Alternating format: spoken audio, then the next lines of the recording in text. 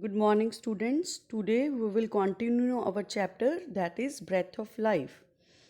Today we will discuss the respiration in animals. So, I have already told you there are many organs, different organs in different animals. So, first of all, we will discuss respiration through skin. Some animals that live on land have thin skin that allows the exchange of gases to takes place. These animals are capable of breathing through their permeable skin. Permeable means जिसमें से gases पास हो सकती हैं which needs to remain moist. मतलब it should be moist means क्या होनी चाहिए कि मॉइस्चर होना चाहिए, गीली गीली होनी चाहिए. Both earthworms as well as amphibians such as frogs breathe through their skin. They have tiny blood vessels or capillaries that lie close their skin surface that transport oxygen to various tissue and carry carbon dioxide to the outer skin layer. Amphibians like frogs, they can live both in water as well as on land. When they live on land, they breathe through skin. If we touch the skin of frog, it is slightly moist because it respires through their skin. Uh, you have also seen the earthworms. During rainy season it comes out of the earth, and if we touch it, it is also moist because it also breathe through their skin. The next one, respiration through air holes. Insects, all the insects like cockroach, housefly have openings on their body. They are known as spiracles. They are known as spiracles on their body. And these spiracles are the air holes are connected to tubular network known as tracheae. Known as tracheae. So the air enters and leaves the tracheal system. This whole system, whole tubular network system is called tracheal system. The air enters and leaves the tracheal system through spiracles. And the exchange of gases also takes place between the body cells and the tracheal system. So insects respire through air holes which are known as spiracles. Next, respiration through gills. All the aquatic animals like fishes have gills which are used for respiration. These gills help in taking up the dissolved oxygen in water. They use which oxygen? They use dissolved oxygen in water. And a flap like structure known as operculum. Flap like structure, that is operculum, they covers the gills. When a fish open its mouth, water enters the mouth and operculum closes. But when the mouth is closed, the operculum opens, allowing the water to enter the gills. As the water flows to the gills, exchange of gases takes place where the oxygen from water diffuses into the blood and carbon dioxide is given out into the water. So, this is the mechanism by which fishes respire. So, the respiratory organ in fishes are gills. Next, we have to learn about respiration in humans. A little bit portion is already in first video, already discussed in first video. In humans, which are the respiratory organs? Yes, lungs are the respiratory organs for respiration. And oxygen is taken into the body through nostril. Air gets filtered in the nostril by the hair inside. The air from the nostril passes to the nasal cavity, to pharynx. Pharynx is the common passage for both air as well as food. And then to trachea. Trachea is also known as windpipe. And then to lungs.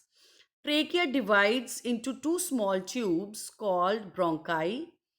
When bronchi enters the lungs, it further divided into number of branches that is known as bronchioles. What are lungs? Lungs are sac-like structures covered by a membrane called pleura. So I have already told you the bronchi break up into bronchioles. Here you can see this is the trachea.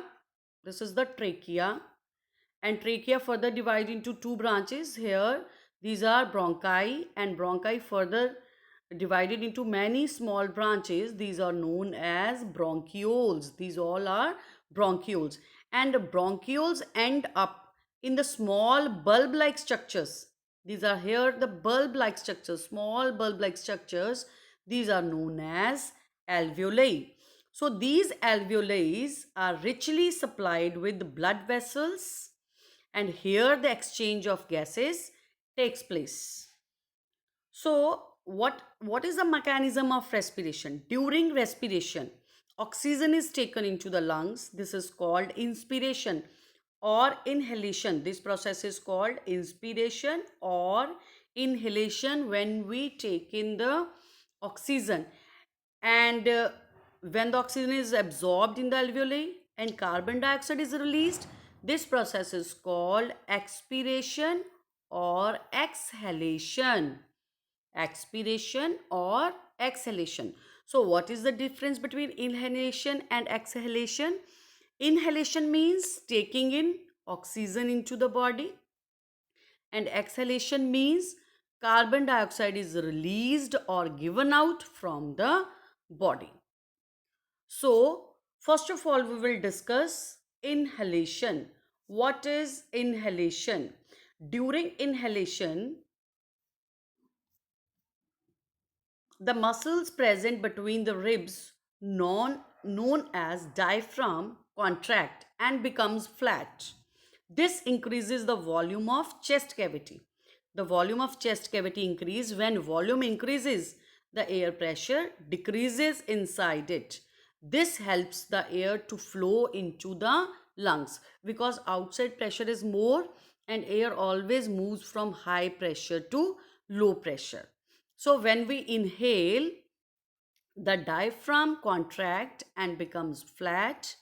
So the pressure inside the lungs decreases. This helps the air to flow into the lungs. Here is the diagram of inhalation and exhalation. So you can see here when the diaphragm becomes flat, lungs expand. When the lungs gets expand, pressure decreases and air enters from outside into the body. And during exhalation, what happens? Uh, the carbon dioxide moves out. Why? Because lungs get smaller. Lungs get smaller because diaphragm moves up and comes to its original shape, that is dome shape. So this decreases the volume.